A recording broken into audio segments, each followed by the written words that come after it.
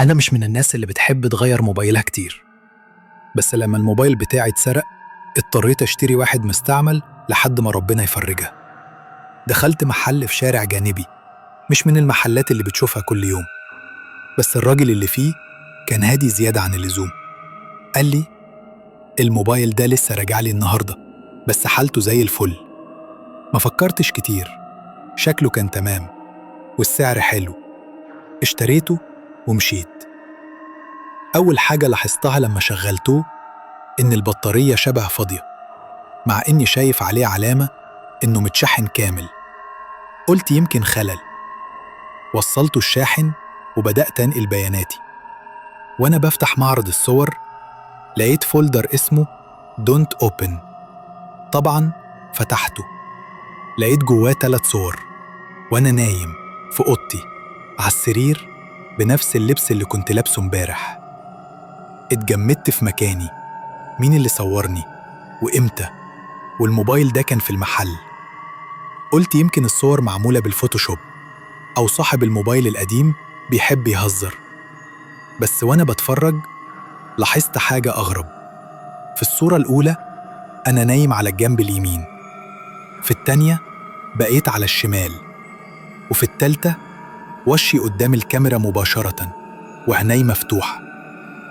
أنا مش فاكر اللحظة دي، أنا متأكد إني كنت نايم بعمق. ولو عيني مفتوحة فعلا يبقى الصورة دي مش صورة، دي لقطة من فيديو. دخلت على مدير الملفات، دورت على أي فيديوهات، مفيش. بس في فولدر تاني اسمه ريك كان فاضي. وفجأة الموبايل عمل صوت تصوير. اتلفت حواليا بسرعة، مفيش حد في الأوضة، والموبايل مفيهوش تطبيق كاميرا مفتوح.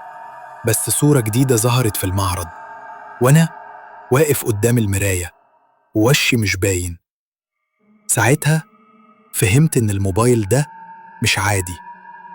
حاولت أمسح الصور، اختفت.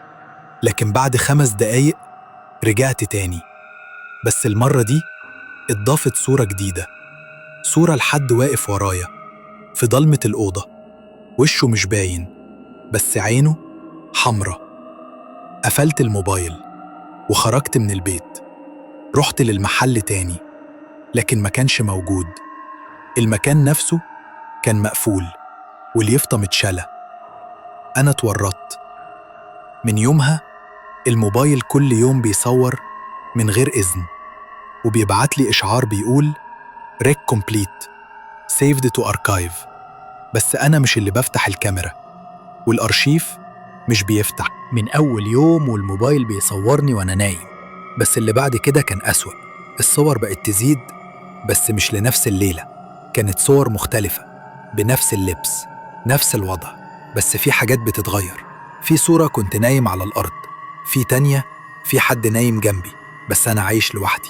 بدأت تظهر صور جديدة لحد في الشقة وشه شبه وشي، بس ملامحه أقدم وشبه ميت.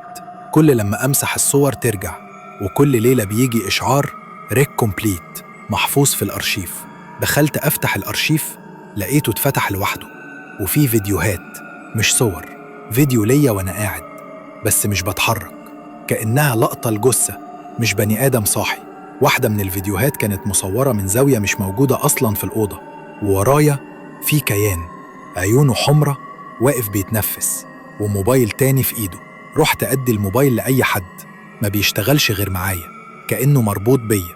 الليل اللي بعدها لقيت نفسي في الصورة واقف قدام السرير وببص على نسختي نايم. الصبح لقيت باب الشقة مفتوح والموبايل بيعرض صورة جديدة. البديل اتفعل.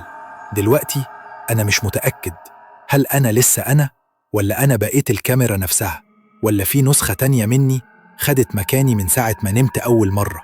لو موبايلك بدأ يصور لوحده، ولو لقيت صور ليك وانت نايم، اقفل الكاميرا فوراً أو اقفل النور واستنى النسخة الجاية.